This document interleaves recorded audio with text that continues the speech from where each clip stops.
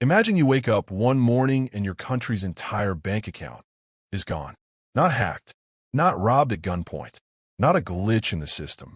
Gone because one man walked into a bank, handed a teller a handwritten note, and they just gave it to him.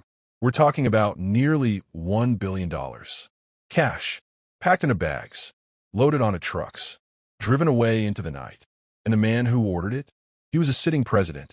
The bank, his own country's central bank. The note? Written by hand, like a grocery list. This is not a movie. This is not fiction. This happened on the 18th of March, 2003, just one day before the United States military invaded Iraq. This is the story of how Saddam Hussein attempted the single greatest government theft in human history. And the craziest part? He almost got away with all of it. Welcome to Fraud Ledger. I'm your host, and today we're going deep. To understand what happened on that night in March 2003, you have to understand the world Saddam Hussein was living in. It was a world on fire. The United States, fresh off the 9/11 attacks, had Iraq in its crosshairs. President George W. Bush had given Saddam an ultimatum: leave the country within 48 hours or face military force. Saddam knew what was coming. His army knew it. His sons knew it. Everyone in Baghdad could feel the walls closing in. Most world leaders in that position would be thinking about survival, about escape routes, about negotiation. Saddam Hussein was thinking about money. Because here's what most people don't know. Iraq's central bank, sitting in the heart of Baghdad, was holding an almost unimaginable amount of cash. Billions of dollars in U.S. currency. Reserves accumulated over decades of oil wealth. And Saddam Hussein, the man who had ruled Iraq with an iron fist for over 2 decades, had a plan. He wasn't going to let the Americans have it.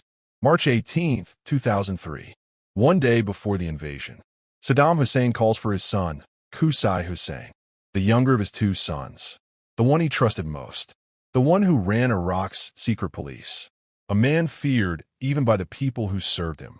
Saddam handed him a note, handwritten, signed by himself. The note said, in effect, give my son everything. Qusay Hussein walked into the central bank of Iraq with that note, and a small army of trucks. Bank officials, who knew exactly who they were dealing with, didn't argue. They didn't call for verification. They didn't hesitate. They opened the vaults. What came next took hours. Workers loaded bag after bag, crate after crate, onto waiting vehicles. The total haul, according to U.S. investigators who later documented it, was approximately $900 million in U.S. currency and another $100 million in euros. Nearly $1 billion, loaded onto trucks, and when the trucks were full, they simply drove away. Now, here's where it gets even more insane, because this wasn't just about stealing money before the Americans arrived. This was a calculated move. Saddam had been planning for a scenario like this for years. He had hidden caches of cash all across Iraq, buried in walls, stashed in compounds, locked in private villas. The idea was simple. If he ever lost power, he would still have the resources to fund a resistance, bribe officials, or simply disappear. Except, things didn't go quite according to plan. What do you think happened to that money? Did Saddam escape with it? Did someone steal it from him? Let me know your theory in the comments. I'll read them all. April 2003. U.S. forces have entered Baghdad. Saddam Hussein has fled. His regime has collapsed. Statues are being pulled down in the streets. And U.S. soldiers, moving through Saddam's sprawling palace complex, start finding things. First, boxes. Then crates. Then, sealed rooms with walls that sounded hollow when you knocked on them. Behind one of those walls, a fortune. $650 million in U.S. currency. Banded, packed, stacked floor to ceiling.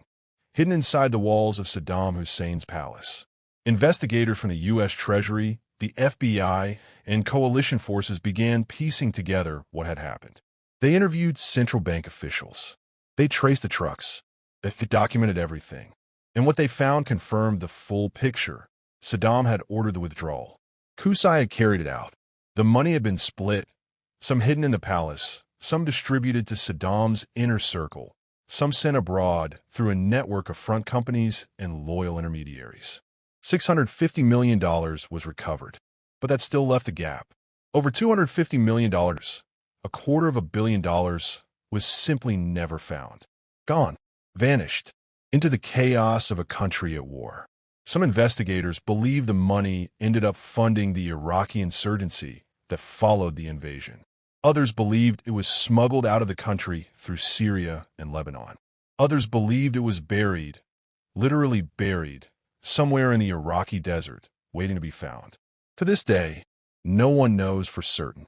Now let's zoom out, because this story isn't just about Saddam Hussein. It's about something much bigger. When a country goes to war, when a government falls, when chaos takes over, money moves. And money that moves in chaos doesn't leave clean trails. The Saddam withdrawal was in many ways the template for something we've seen repeated again and again in Libya, in Venezuela, in Afghanistan. Leaders sensing the end, looting state resources, moving wealth into untraceable channels before the curtain falls. It's not unique to dictators either. Corporations do it. Executives do it. Sometimes entire governments do it. The scale changes.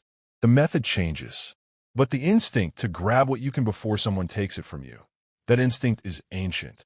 What makes the Saddam case so extraordinary is the sheer audacity of it. A handwritten note. Trucks backed up to a national treasury. Workers loading bags of cash in the middle of the night before an invasion. It sounds like the plot of a summer blockbuster. Except it was real. And except that for the people of Iraq, ordinary citizens who had no say in any of it, that money represented roads not built, hospitals not funded, schools not opened. The real victims of financial crime are almost never the institutions. They're always the people. Some of that money might still be buried, waiting in the desert. This is what Fraud Ledger is all about. Real stories, real money, real crimes that will make you question everything you thought you knew about how the world works. If you made it this far, thank you. Like this video if it blew your mind. Subscribe so you don't miss what's coming. And share it because this story deserves to be heard. I'll see you in the next one.